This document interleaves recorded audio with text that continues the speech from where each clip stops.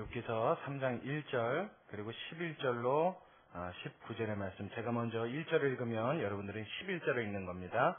제가 먼저 1절부터 읽겠습니다. 그 후에 욥이 입을 열어 자기의 생애를 저주하니라.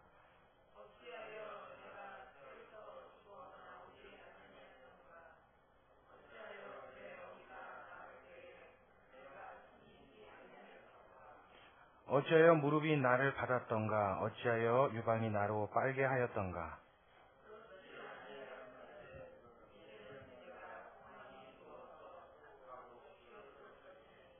자기를 위하여 거친 터를 수축한 세상 임금들과 의사들과 함께 있었을 것이요,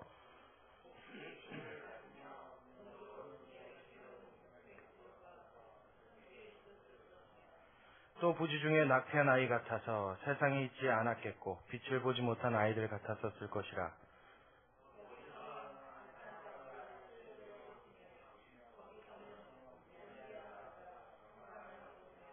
거기서는 갇힌 자가 다 함께 평안히 있어 감독자의 소리를 듣지 아니하며,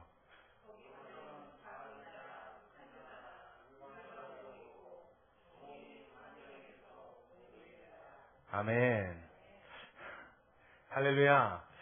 자, 오늘 욥기서 3장 1절부터 19절까지의 말씀, 제가 중간에 2절부터 10절까지의 말씀은 생략하였습니다.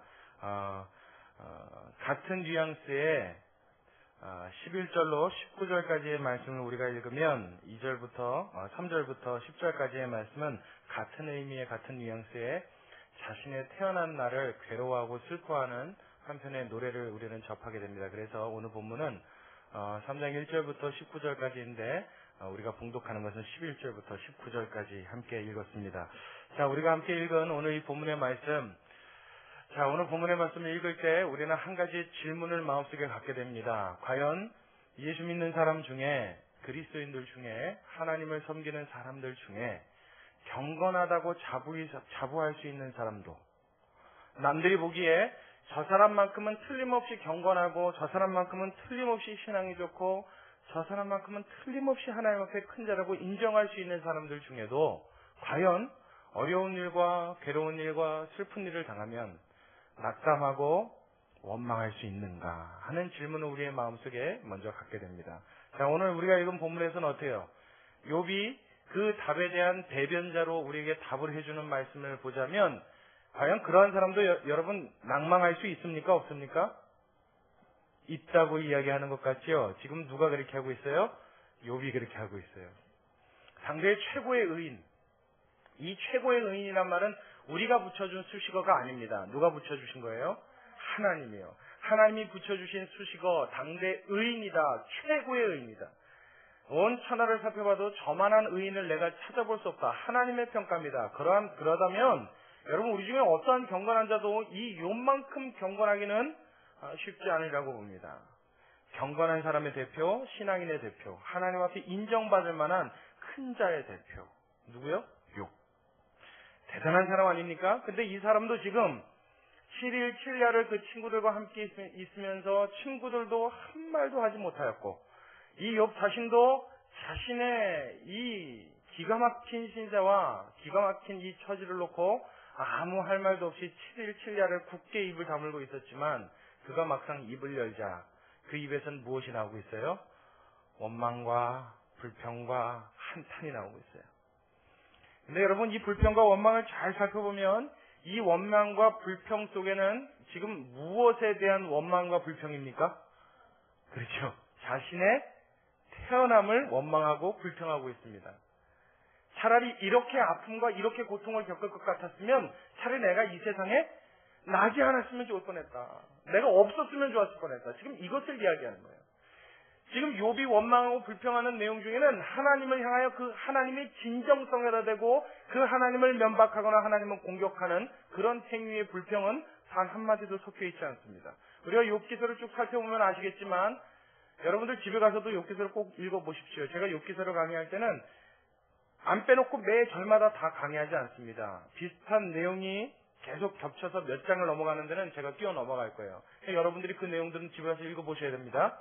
읽어보시면 아시겠지만 욥기서의 내용 속에 욥이 불평하고 괴로워하고 원망하고 낙담하는 내용은 분명히 나옵니다. 근데 원망하고 낙담하는 모든 것에 대한 원인을 누구에게 돌리냐면 자신에 대해서 돌리고 있어요. 한 가지 욥이 그런 자신을 원망하고 불평할 때, 자신에 대해서 낙담할 때 한 가지 하나님 앞에 궁금증을 가지고 있습니다.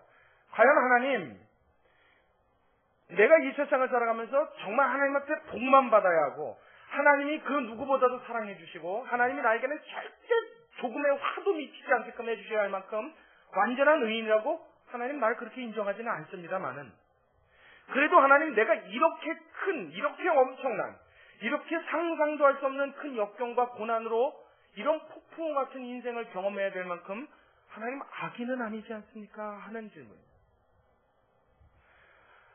하나님, 내가 법 없이도 살 만큼 청렴하고 깨끗한 사람은 아니지만 이 세상에 어느 누구도 경험해보지 못할 만큼 이렇게 엄청난 재앙을 하나님 내가 고스란히 받아야 될 만큼 내가 그렇게 극악무도한 사람은 아니지 않습니까? 여러분, 우리 마음속에도 그런 마음 들 때 있어요, 없어요?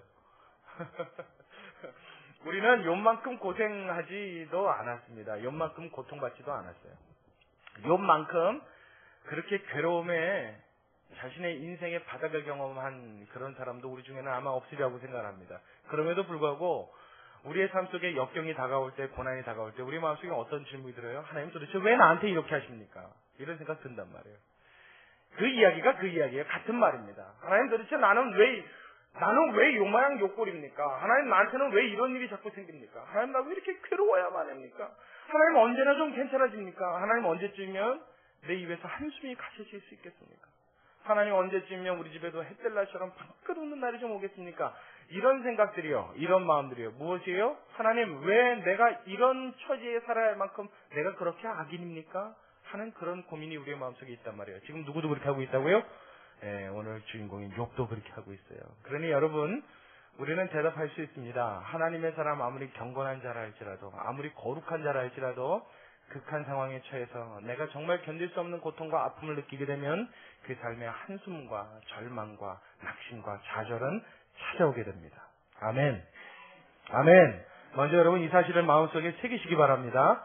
찾아올 수 있습니다. 우리는 이 사실을 오해함에 있어서 큰 실수를 범해요. 어떤 실수를 범하냐면, 왠지 예수님 제대로 믿고 그래도 적어도 내가 교회에 몇 년 이상을 다녔고 이런 경력을 얘기할 수 있는 정도 되면 인상 쓰면 안 되는 거라고 생각해요. 그리고 한숨 쉬면 안 되는 거라고 생각해요. 그리고 마음이 낙심되면 왠지 내가 믿음 없어서 그런 것처럼. 그래서 나도 그렇게 생각하지만 남도 그렇게 생각해서, 야, 저 사람 권사라는데, 저 사람 장로라는데, 저 사람 교회 그래도 20년 만에 집사라는데, 그런 사람들이 보면 이마에 내천자 그리고 사는 거 보면 저거 무슨 예수 믿는 사람이 저래? 여러분, 우리 이렇게 오해할 때가 있단 말이에요. 여러분, 이건 참 인간적이지 못한 생각입니다. 하나님은 지극히 인간적인 입장에서 인간을 이해해 주시고 사람을 이해해 주셔서 신이 육신을 입고 내려와 우리의 모든 처지와 형편을 체험해 보시고 이해해 주시고 우리를 그 품에 안아주시는 주님인 줄로 믿으시기 바랍니다. 그래서 우리가 한숨 쉬고 낙심될 때도 하나님은 우리를 어떻게 하세요? 그 아픔을 안아주신단 말이에요. 그 아픔을 보듬어 주신다고요. 근데 우리는 이 사실을 오해해버리고 나니까 뭐예요? 굉장히 정죄의 눈으로 쳐다봐요. 굉장히 손가락질로 쳐다봐요. 저렇게 신앙 좋은 줄 알았던 사람이 저렇게 한숨 쉬는 거 보고 저렇게 시리에 빠진 거 보니까 저 사람 믿음 가짜인가 보다. 저거 못 쓰겠다. 저 사람은 잘못됐다. 우리는 심지어 그렇게 이야기하는 경우도 우리 주변에 종종 보기도 합니다. 여러분, 이것은 우리가 신앙에 대해서 굉장히 크게 오해한 것입니다. 아무리 신앙이 좋아도 경건해도 다시 한번요, 여러분 마음속에 낙심은 찾아올 수 있습니다. 괴로움에 한숨 쉴 수 있습니다. 그것 때문에 괴로운 몸부림에 칠 수 있습니다. 그것 때문에 아파 이때서 나오는 시음소리를 낼 수 있습니다. 여러분, 그럴 때 그 사람을 정죄하려고 하지 마시고 그러한 연약한 나 자신을 자꾸 바로 세우려고 혹독하게 몰아붙이지 마시고 하나님 앞에 연약한 나 자신을, 하나님 앞에 연약한 그 사람을 넉넉히 받아줄 수 있는 신앙의 여유가 생기시길 주의 이름으로 축원합니다. 아멘. 봐줄 수 있어야 돼요.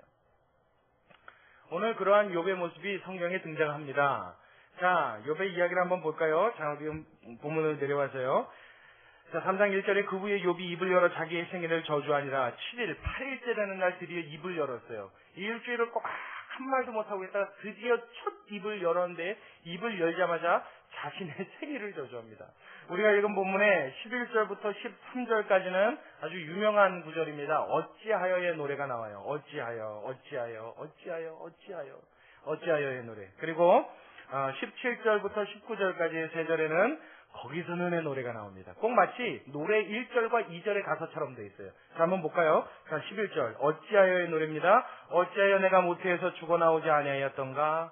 어찌하여 내 어미가 낳을 때 내가 숨지지 아니하였던가?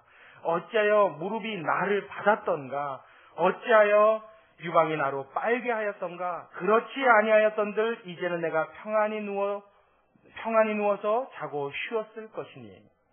자신이 태어날 때 도대체 어찌하여 왜 내가 숨지지 않고 멀쩡하게 나의 생명을 유지할 수 있었는가? 그때 차라리 죽었더라면 얼마나 좋았을까? 그때 거기서 죽었었으면 그러면 지금 이와 같은 고통은 당치 않았을 텐데 하는 자기 자신에 대한 생일을 저주하는 말을 합니다. 그 이유가 자 14절부터 나오는데요. 자기를 위하여 거친 털을 수축한 세상 임금들과 의사들과 함께 있었을 것이요.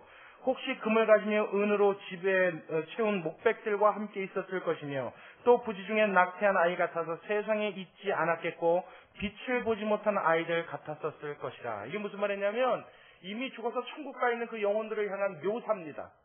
욥의 묘사예요. 이미 죽어서 천국과 평안을 누리고 있는 그 영혼들처럼 나도 거기에 가 있었을 텐데 나도 이 세상에서 이렇게 생활고를 겪지 않아도 됐을 텐데 왜 나는 그때 숨지지 않고 이렇게 멀쩡히 살아있어서 이러한 고통을 당해야만 하는가. 여러분 욥이 얼마나 고생스럽고 얼마나 고통스러운지 이해가 가시죠? 대충 느낌이 오시죠? 얼마나 괴로웠으면 죽은 사람이 부러웠겠어요. 얼마나 고통스러웠으면 이미 죽어서 평안을 누리고 있을 그 영혼이 그렇게 사모됐겠습니까? 그래서 어찌하여의 노래를 불러요. 그리고 그 노래의 2절은 17절부터 다시 시작됩니다. 이제 거기서는의 노래가 나와요. 거기서는 악한 자가 소요를 그치며 거기서는 곤비한 자가 평강을 얻으며 이게 천국에서지요. 죽고 난 사후세계를 이야기하는 겁니다. 거기서는 갇힌 자가 다 함께 평안히 있어 감독자의 소리를 듣지 아니하며 거기서는 작은 자나 큰 자나 일반으로 있고 종이 상전에게서 놓이느니라. 할렐루야. 그 죽은 세계, 내가 갈 천국, 내가 죽은 이후에 나의 영혼의 평안함을 그는 꿈꾸면서 이렇게 고통스러우니 차라리 알르니 죽었으면 좋겠다. 우리 참 평상시에 입버릇처럼 하는 많은 이야기들 중에 비슷한 이야기를 오늘 성경에서 봐요. 그렇죠? 꼭 내가 안 하더라도 주변에서 이런 말 하는 거 여러 번 들었잖아요. 그리고 여러분 솔직히 말하면 나도 이런 얘기 여러 번 했었잖아요. 그렇죠? 알르니 죽지. 에? 야, 이렇게 살아 뭐 하나.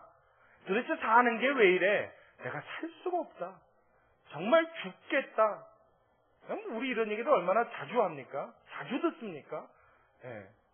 지금 욥도 똑같은 심정이라는 거예요. 여러분 하나님 앞에 아무리 경건해도 사람은 다 똑같습니다. 해 아래 새 것이 없고 해 아래 특별한 것이 없습니다. 하나님의 손으로 지으심을 받아 피조물 된 우리는 높고 낮음이 없이 하나님 앞에 모두가 다 동일한 줄로 믿으시기 바랍니다. 아멘. 그렇죠. 이걸 인정하고 들어가야 돼요. 그래서 이렇게 고생스럽고 고통스러운 욥의 이 한스러운 이야기를 우리가 지금 함께 읽었습니다. 어찌하여의 노래, 거기서는의 노래. 죽은 그 사후세계가 너무나 그리워지는 이 욥의 심경. 자, 그렇다면 이 본문을 놓고 하나님이 우리에게 무엇을 이야기하고 싶으신가? 우리는 욥기서를 좀 넓게 봐야 될 필요가 있습니다. 욥기서를 한 장 한 장 이렇게 읽다 보면요. 여러분 혹시 그런 경험 해보셨어요? TV 프로그램을 보실 때 무서운 영화를 보면 한 3분의 2쯤 영화가 가고 나면 내 스스로가 굉장히 공포감에 젖어있는 느낌을 여러분 받으신 적 있습니까? 그래서 여러분 TV를 막상 딱 꺼도 옆에 있는 사람이 나를 턱 붙잡으면 내가 어떻게 돼요? 깜짝 놀라죠. 그렇죠? 그리고 슬픈 영화를 보면 그 영화도 마찬가지로 오래 보고 있다가 TV를 딱 껐다고 가정했을 때 내 스스로가 이미 그 장면을 사라졌지만 슬픔에 젖어있는 모습을 여러분 발견할 때 있죠. 욥기서가 비슷한 경험을 줍니다. 욥기서를 한 장 뜨문뜨문 읽으면요. 잘못하면 시험거리가 돼요. 어떤 의미에서 시험거리가 되냐면 이 욥의 고통과 아픔이 은근히 마음에 전해옵니다. 그래서 이거 꼭 욥이 이렇게 한숨 쉬는 게 나하고 비슷한 것 같고 욥이 당하는 고난이 꼭 마치 내 고난인 것 같고 욥이 괴로워하는 모습이 꼭 괴로운 내 인생 같아 보이고 그래서 왠지 이 말씀을 이렇게 읽다 보면 그냥 괴로운 내 심정이 보여서 에이, 그리고 성경을 이렇게 덮고 싶은 생각이 들 때가 있습니다. 여러분 욥기서를 볼 때는요 넓게 보셔야 돼요. 이 말은 뭐냐면 욥기서를 읽었다 하시면요 적어도 이 욥기 전체의 반 이상은 읽으셔야 돼요. 가능하다면 욥기서를 한 번에 통째로 읽으셔야 돼요. 그렇지 않으면 자칫 잘못하면 분위기와 기분에 젖어들고 많은 경우가 있단 말이에요. 욥기서를 넓게 보다 보면 이 욥기서 안에 담겨있는 욥의 이 한마디 한마디의 고백도, 이 욥이 당하고 있는 이 하나하나의 고난도 하나님이 우리에게 주시는 어떤 교훈과 굉장히 방향을 같이 하면서 하나의 초점을 향해, 정점을 향해 달려가고 있는 것을 발견하게 됩니다. 욥은 몰랐어요. 왜 이렇게 고난당해야 할지 이해할 수가 없었어요. 욥이 제일 싫었던 게 뭐냐면 지금 당하는 고난도 괴롭고 힘들지만 더 기가 막히고 더 어처구니가 없었던 것은 내가 왜 이렇게까지 고난을 당해야 되는지 그 사실이 너무나 괴로웠던 거예요. 그 사실을 알 수 없다는 것이. 여러분 우리는 알잖아요. 욥이 왜 고난당했는지. 우리는 처음 시작부터 1장부터 쭉 함께 나눴으니까 욥의 고난이 왜 시작되었고 앞으로 이 욥의 고난이 마지막 장에 오면 어떻게 끝맺음 될지 우리는 다 압니다. 그렇죠?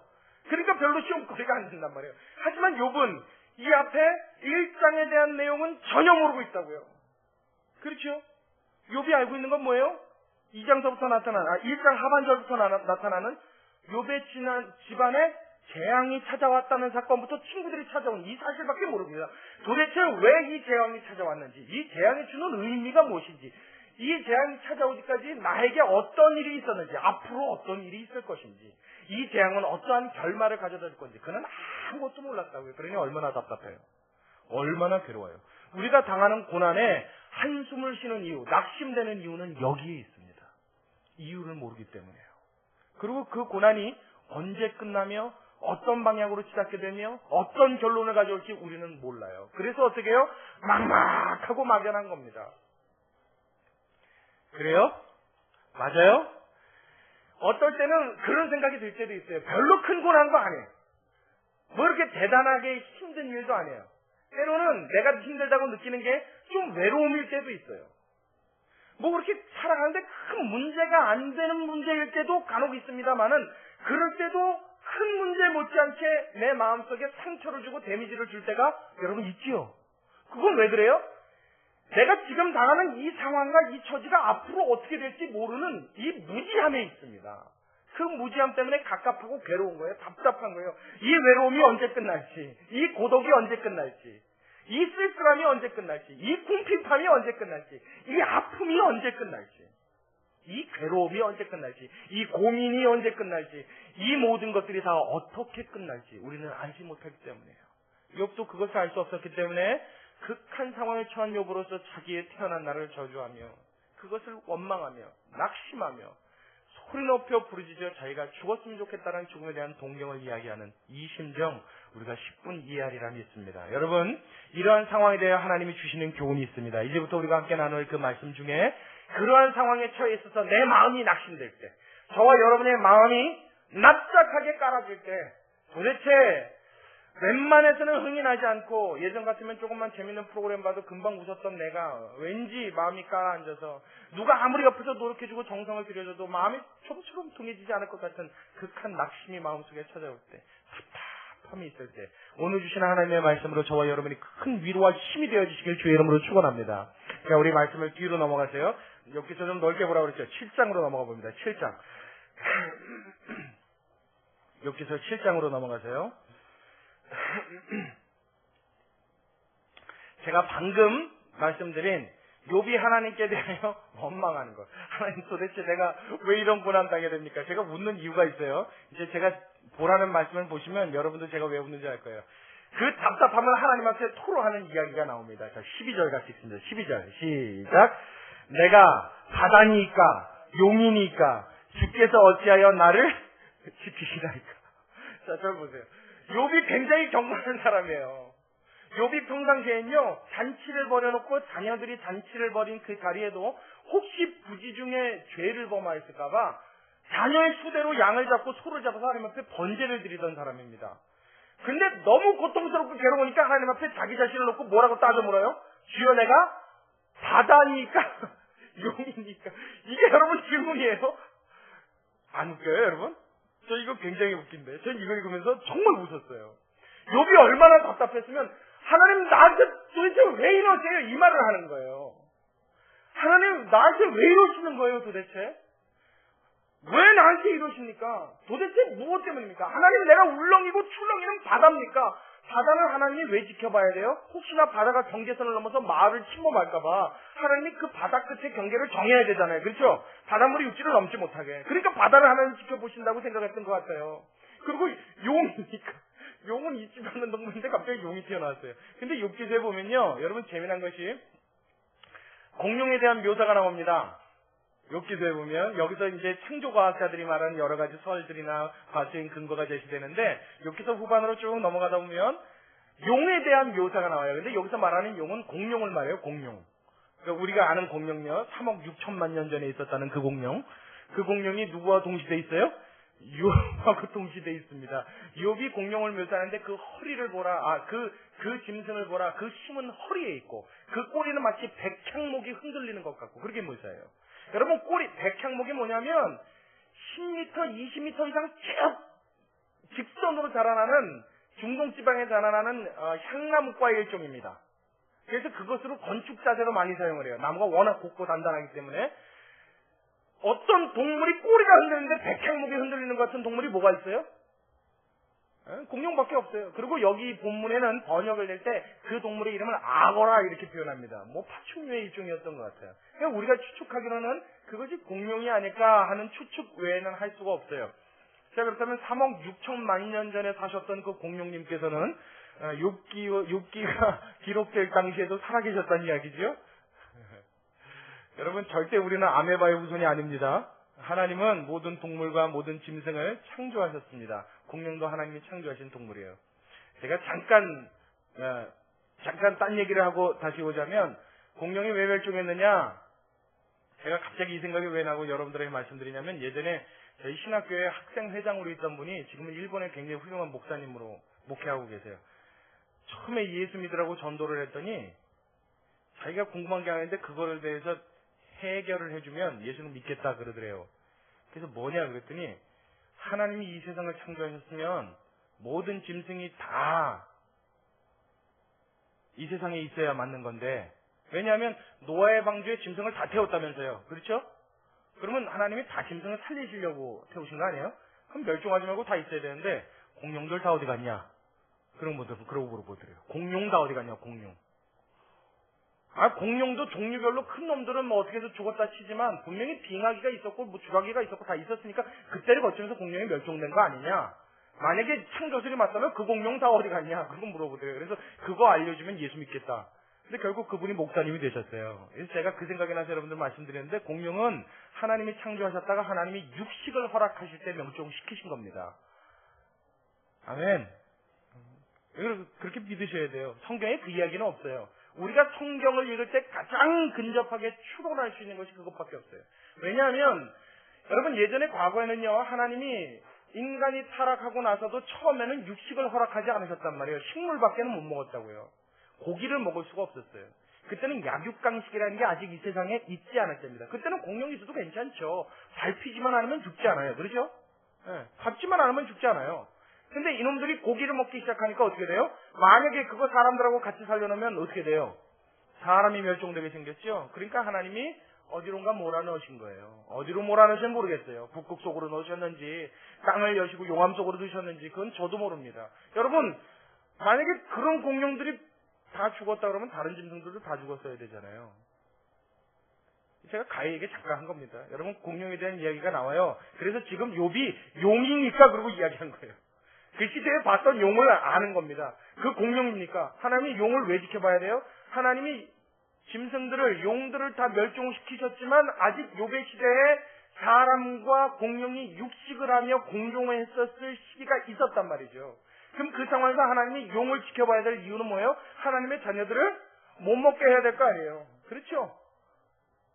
사람이 멸종되는 걸 막아주셔야 되잖아요. 그러니까 지금 욥의 생각에는 하나님이 늘 눈 떼지 않고 지켜봐야 될 게 두 가지다 생각하는 거예요. 뭐하고 뭐? 바다하고 용. 내가 하나님 바다입니까? 용입니까? 안 웃겨요? 저는 굉장히 웃었는데. 욥이 말이에요. 감히 하나님 앞에 이 말을 들이셨었다는 건 그 가슴이 정말 터질 것 같았던 거예요. 닥치는 고난보다 더 괴로웠던 것은 하나님 내가 왜 이런 고난 당해야 되는지 난 도무지 모르겠습니다. 이거예요. 이 답답하신 점이요. 꼭 저를 보는 것 같았어요. 꼭 우리를 보는 것 같았어요. 꼭 이 세상에 지금 현재 살아있는 예수 믿는 사람들의 모습을 그대로 담아놓은 것 같았어요. 여러분 이 모습 갖고 살지 않아요?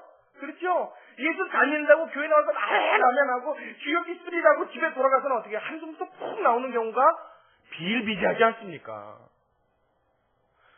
저만 그랬었어요? 여러분 다 그랬죠? 그렇다면 아멘 한번 해보십시오. 그렇죠? 맞아요. 꼭 그 모습 같아요. 그래서 지금 욥이 12절에 내가 바다니까 용이니까 주께서 어찌하여 나를 지키시나이까 라고 토로를 하는데, 자 여기서부터 여러분 중요한 사실이 13절부터 나옵니다. 여기서 우리가 받아야 될 첫 번째 교훈이 있어요. 자 먼저 한번 읽겠습니다. 13절부터 제가 그만할 때까지 같이 읽는 거예요. 시작. 혹시 내가 말하기를 내 자리가 나를 위로하고 내 침상이 내 수심을 풀리라 할 때에 주께서 꿈으로 나를 놀래시고 이상으로 나를 두렵게 하시나이다. 이러므로 내 마음이 숨이 막히기를 원하오니 뼈보다도 죽는 것이 나으니이다. 내가 생명을 싫어하고 항상 살기를 원치 아니하오니 나를 놓으소서 내 날은 헛것이니이다. 자 여기까지요. 자 16절에 지금 뭐라고 그랬어요? 나를 놓으소서 그랬죠.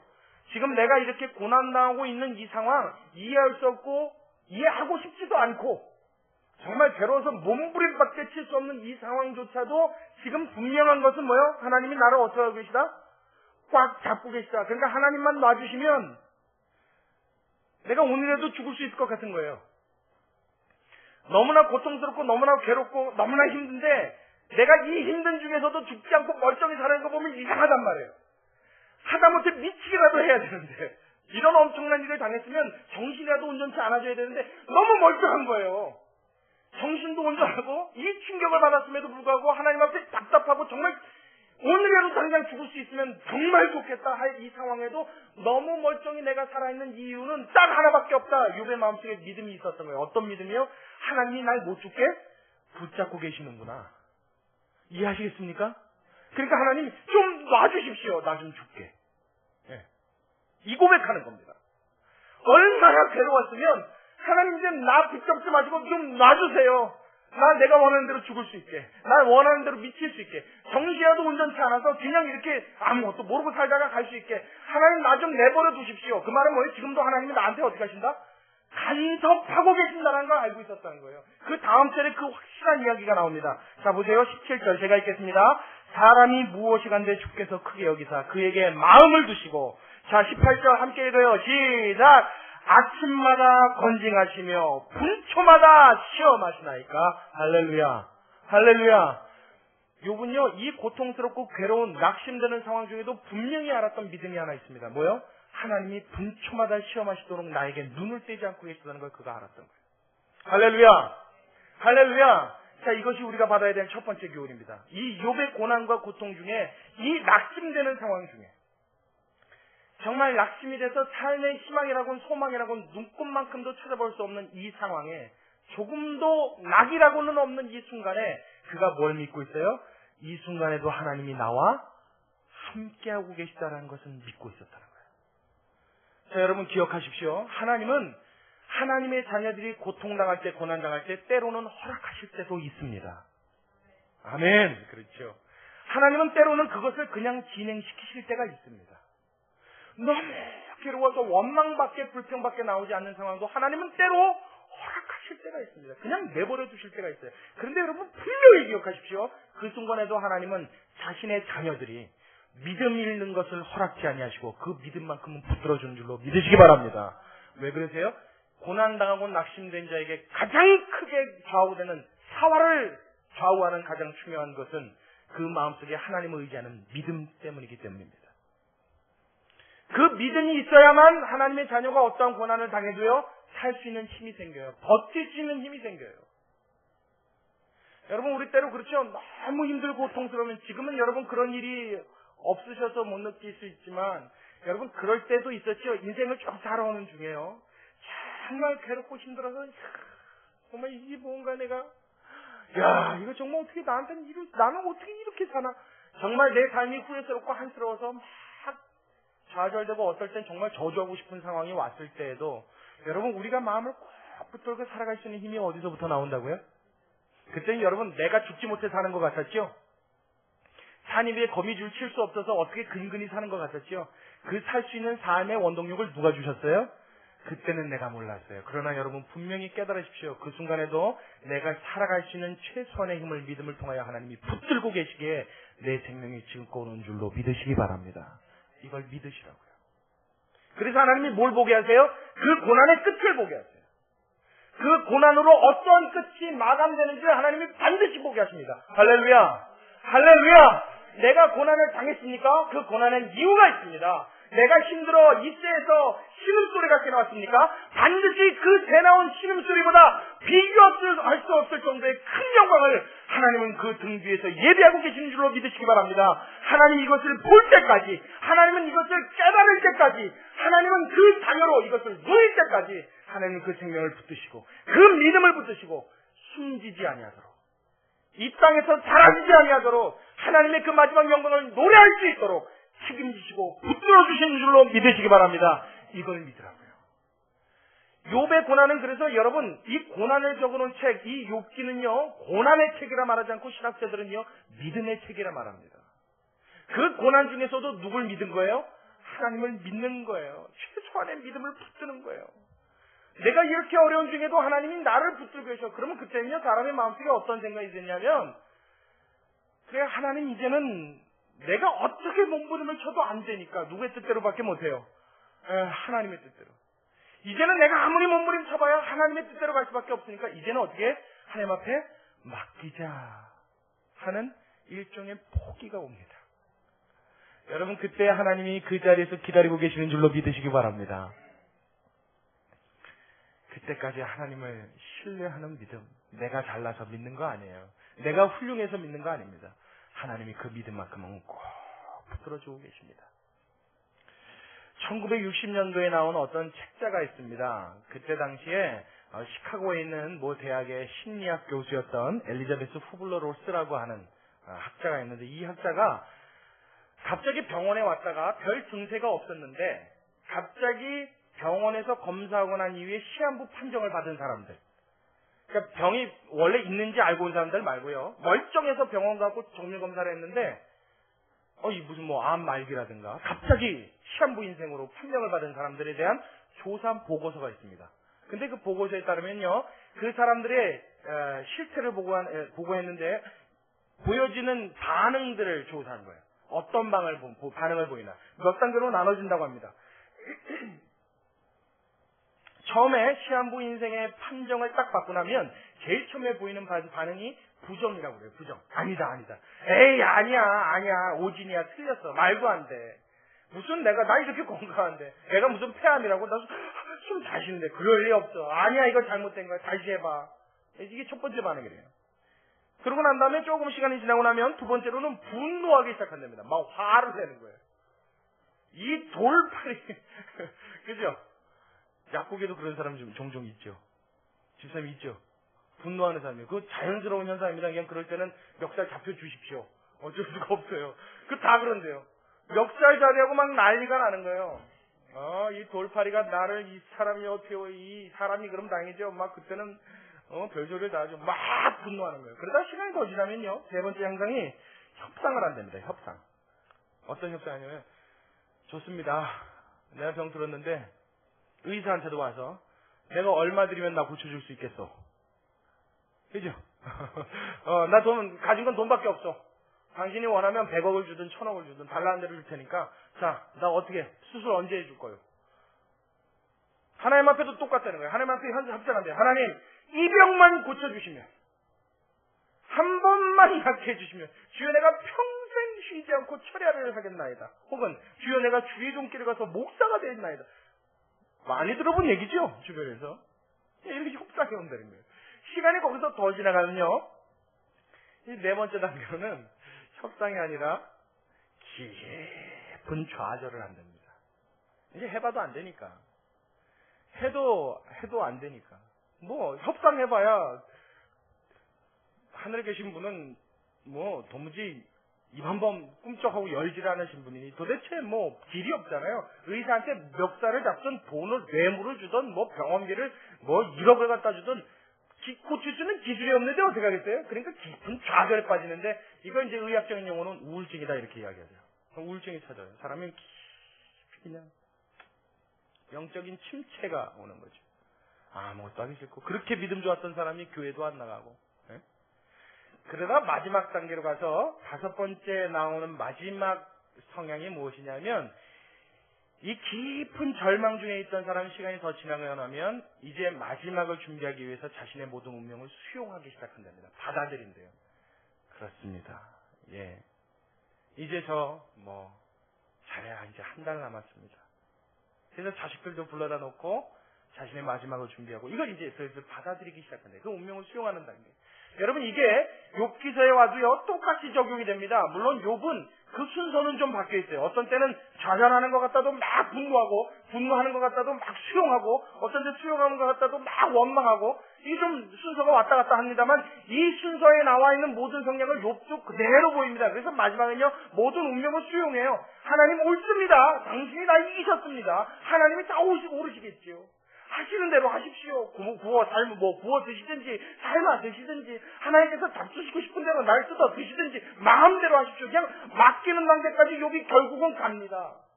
그때까지 하나님은 어떻게 해요? 성도의 환난을 허락하십니다. 그때까지 성도를 어떻게 해요? 그 환난 중에 내버려 두신 것을 하나님이 허용하신다고요.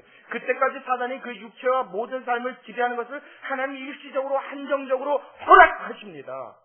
무엇 때문에요? 그 중에 반드시 배우게 하고자 하는 하나님의 깊은 뜻이 있기 때문에 이것이 우리가 두 번째 배워야 될 욥의 고난의 내용입니다. 자, 우리 한 번 더요. 우리 16장으로 한번 넘어가 봅시다. 16장. 욥기서 16장. 자, 하나님이 그 모든 과정들을 거치는 성도들의 삶의 고난과 괴로움과 고통과 아픔 중에 하나님이 배우게 하시려고 하는 게 있어요.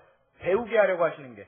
욥이 여러 단계를 거쳤습니다. 지금 욥 친구들하고 싸우고 말싸움하고요. 말도 아니면 난리가 나요. 그래서 16장에 와서 드디어는 욥의 마음속에 무엇인가 불꽃 하나가 탁 피어오릅니다. 저 보세요. 제가 아직 절 말씀 안 드렸잖아요. 여러분들이 찾아봐도 어느 절인가 몰라요. 절 보세요. 마음속에 뭔가 불꽃 하나가 탁 피어올라요. 하나님이 그 불꽃을 탁 피우시는데 그 불꽃의 이름이 무엇이냐면 소망이라는 이름의 불꽃입니다. 하나님이 왜 운명을 수용하는 마지막 단계, 하나님 앞에까지 전폭적으로 내려놓고 의지할 수 있는 단계까지 하나님이 내버려 두시냐면 사람이 아직까지 팔다리를 버둥버둥 힘주고 난리를 칠 땐 말이에요. 내 힘이 살아있어서 누구 의지를 안 합니다. 그래요 안 그래요? 여러분 물에 빠진 사람 보시면 알죠? 물에 빠진 사람. 그 인명구조 요원들 훈련받는 걸 제가 본 일이 있어요. 그 사람들 훈련받을 때 보면요. 사람 빠졌을 때 이제 훈련합니다. 근데 사실 빠진 사람도 수영을 잘하는 사람이에요. 그럼 모의로 빠져줍니다. 그래서 막 우적거려요. 그래서 이렇게 쳐다봐요. 인명구조요원들은 그 사람들이 물에 빠져서 막 우적거리고 있으면 절대 들어가지 않습니다. 계속 지켜봐요. 게다가 막 우적거리는 속도가 조금 늦춰지면 슬슬 들어갑니다. 게다가 이게 더 늦어지면 이제 헤엄쳐서 그 주변에 가 있습니다. 그런데도 끝까지 이걸 허우적거리고 있으면요. 준비해갔던 몽둥이 같은 걸 꺼내고 머리통을 한 대 내려치든가 실집니다. 한 대 꽝 치든가 아니면 더 이상 허우적거리지 못하고 꼬르륵 잠길 때까지 기다렸다가 손살같이 다가갖고 탁 나가쳐요. 또 왜 그런가 물어봤더니 아시죠 여러분? 조금이라도 허우적거리는 힘이 남아있는 사람은 가서 붙으면요 초인적인 힘이 나온대요. 위기의 순간이라고 느끼기 때문에 사람이 상상할 수 없는 힘이 나온답니다. 그래서 인명구조요원이 옆에 왔다는 생각이 들어서 딱 그 구조요원을 붙잡으면 인명구조요원이 헤엄을 못 친답니다. 이 수영을 못 한대요. 팔을 이렇게 움직이지 못할 만큼 너무 강한 힘으로 이 물에 빠진 사람이 붙들어서 둘 다 죽는답니다. 결국 나오지 못하고. 그래서 완전히 어떻게 될 때까지?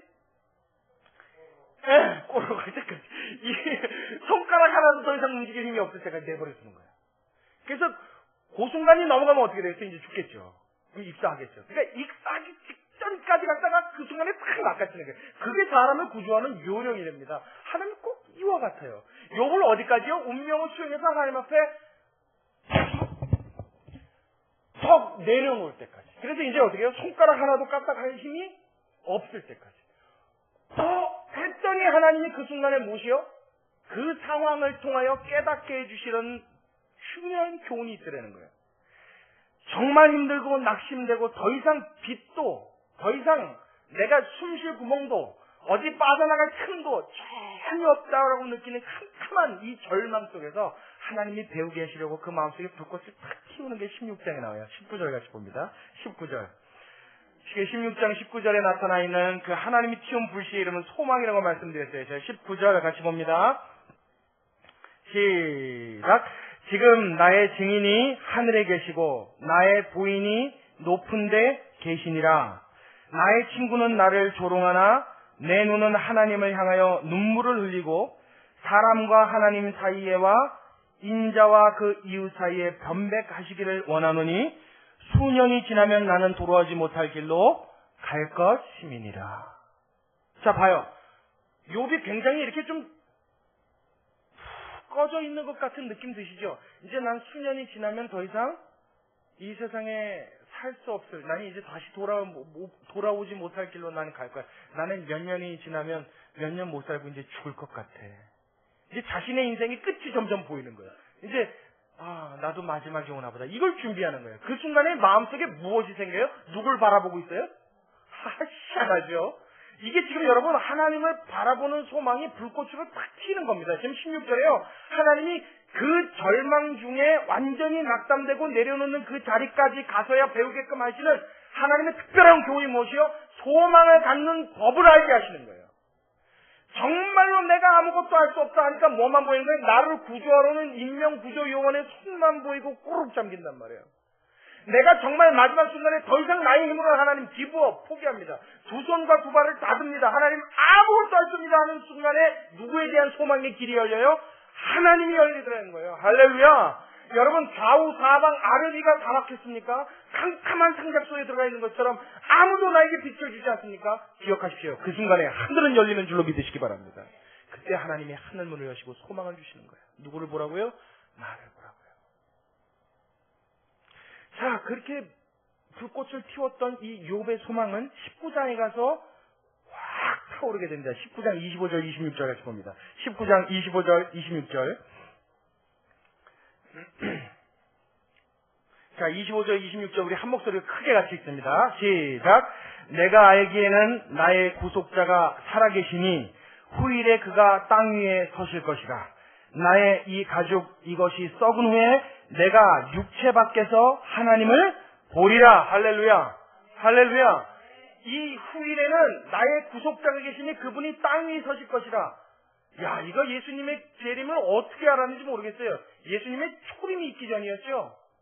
근데 이 예수 그리스도의 강림하심을 글쎄요, 그걸 알고 이야기했는지 어떤 소망 때문에 그것을 배우게 됐는지 저는 잘 모르겠습니다만 분명한 것은 뭐예요? 나의 구속자에 대한 꿈과 소망을 욥이 가졌다는 얘기예요. 예수님이 오시기도 전에 구원자에 대한 소망을 가졌단 말이에요. 이거 무엇 덕분입니까? 욥이 느꼈던 절망 덕분입니다. 욥이 느꼈던 고난 덕분이에요. 극한 고난 속에서 지금 누구를 만난 거예요? 예수님을 만난 거예요. 할렐루야. 여기서 말하는 구속자의 뜻은요, 여러분, 예수님이 오신 이후의 구속자는 우리를 구원하신 예수님입니다. 근데 예수님이 오시기 전에 성경에 나타나는 구약의 구속자의 뜻은 무엇이냐면 가족 중에 누군가가 살해를 당했다고 가정을 하자고요. 누군가가 살해를 당했는데 내 가족 중에 누군가가 살해를 당했기 때문에 그 죽인 사람에게 가서 대신 복수해 줄 수 있는 사람을 묘사할 때 쓰는 말이 구속자예요. 그러니까 나의 모든 원한과 모든 한을 풀어줄 수 있는 대속자. 그 사람이 어떻게 할 거라고요? 언젠가 이 땅에 서실 것인데 내가 그를 어떻게 해요? 몸 밖에서 배우리라. 내가 죽은 이후엔 그 주님 앞에 갈 것에 대한 소망의 눈을 떴다고요. 할렐루야. 할렐루야. 하나님이 왜 성도들에게 고난과 절망을 허락하신지 아시겠습니까? 하나님이 그 절망 중에도 그 마음속에 흐트러지지 않게 하면 믿음을 잡아주시고 또한 더 나아가서 하나님을 향하여 하나님만이 나를 구속하실 수 있다라는, 하나님이 나를 건질 수 있다라는 그 소망과 그 꿈을 그 마음속에 간직하게 하시기 위해서 하나님은 때때로 우리를 이와 같은 방법으로 교훈하실 때가 있는 줄로 믿으시기 바랍니다. 우리는 힘들고 어려울 때 이것을 배워야 돼요. 그래서 마지막에 욥이 이 소망 가운데 하나님 앞에 노래하는 기쁨의 노래가 있습니다. 확신의 노래가 있어요. 아직 고통스럽고 괴로운 상황은 그대로인데 자신의 인생에 있어서 정말로 기가 막힌 노래를 드리는 장면이 23장에 가면 나와요. 한 번만 더 넘기세요. 23장.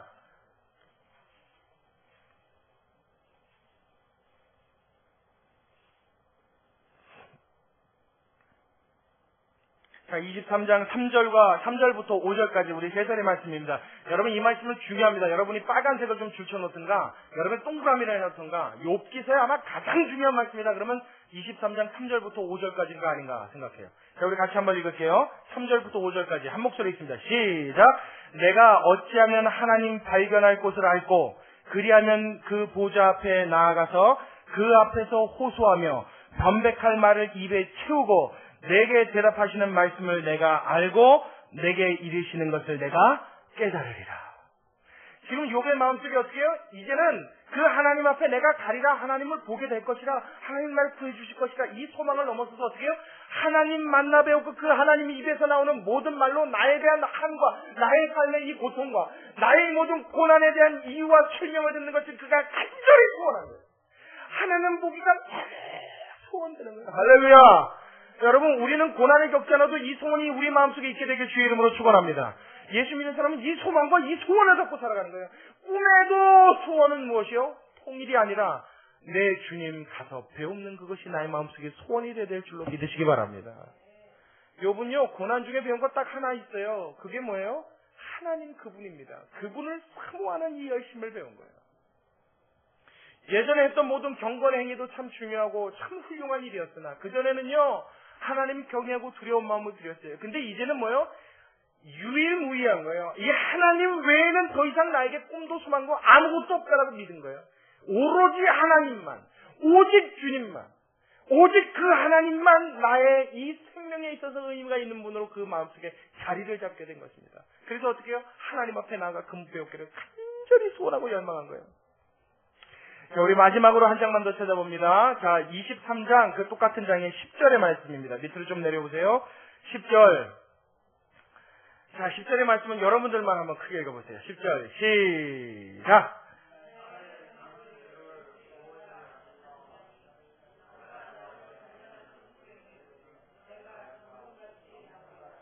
할렐루야! 여러분, 욥의 이 믿음의 고백이 어떻게 해서 튀어나오게 된지 이제 아시겠습니까? 욥은 그냥 이 말을 한 게 아니에요.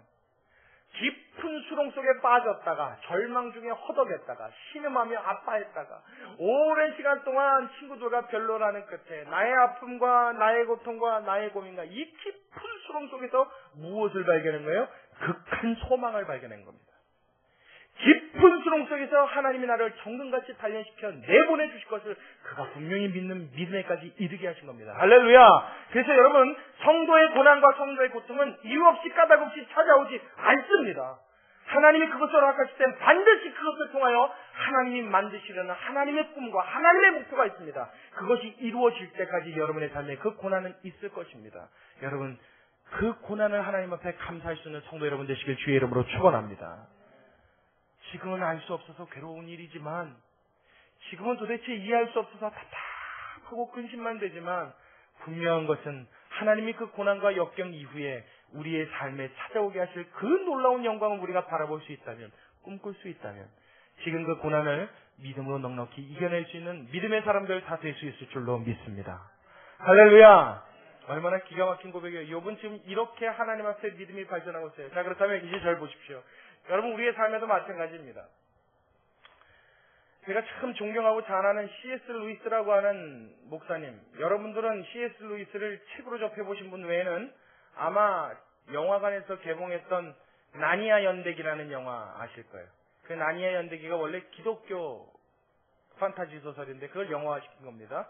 그 책의 저자가 C.S. 루이스라는 분입니다.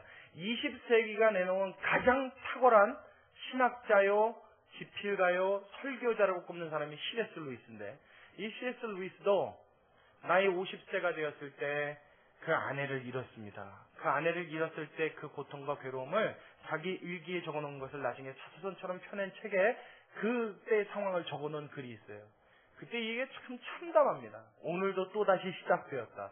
오늘 밤에도 말로 형언할 수 없는 슬픔이 또 터져나오기 시작했다.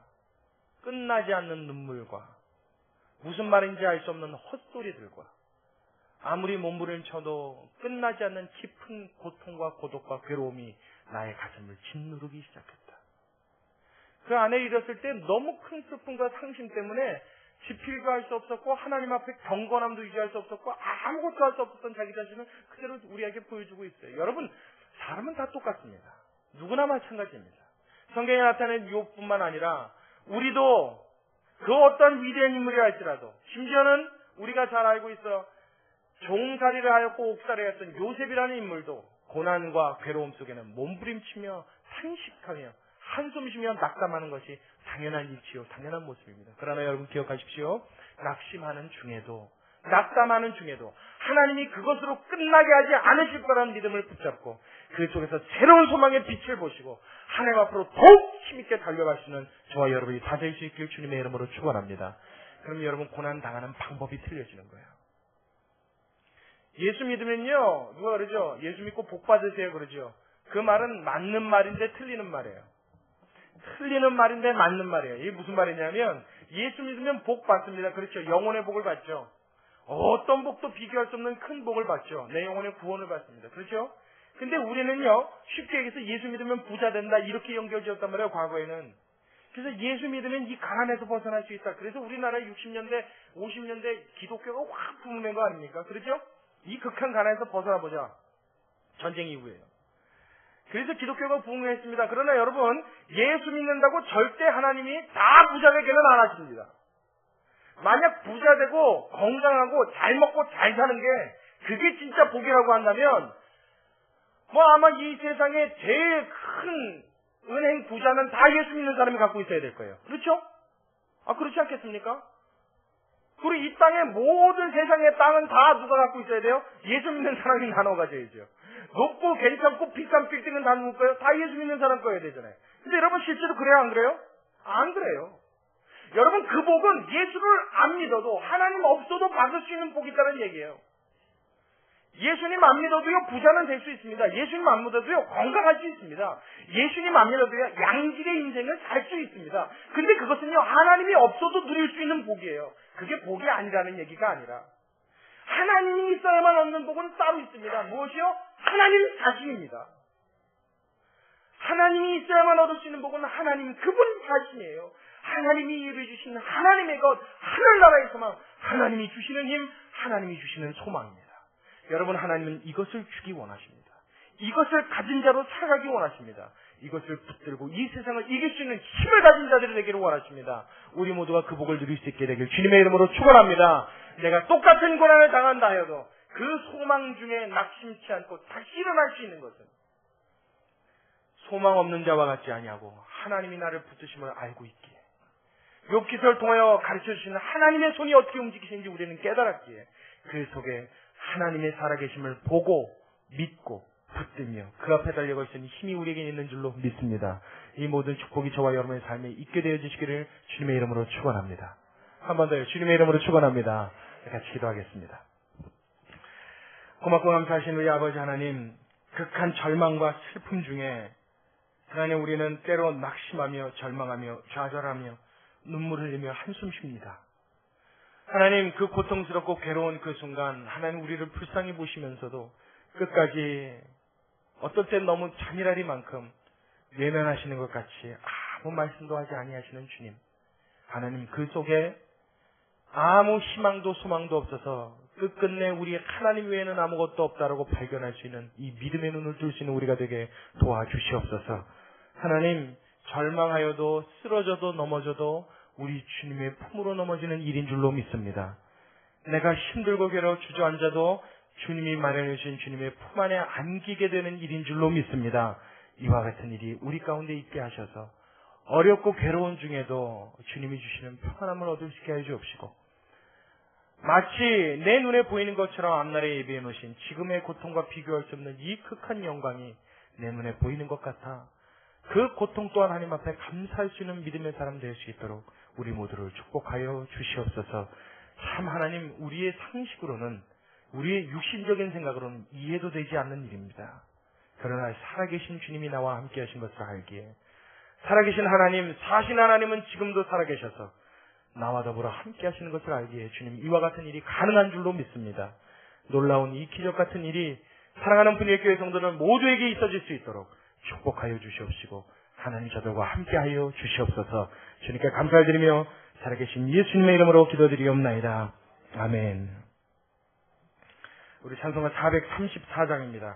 제가 지난 주일날도 여러분 설명드렸는데 이 찬양도 역시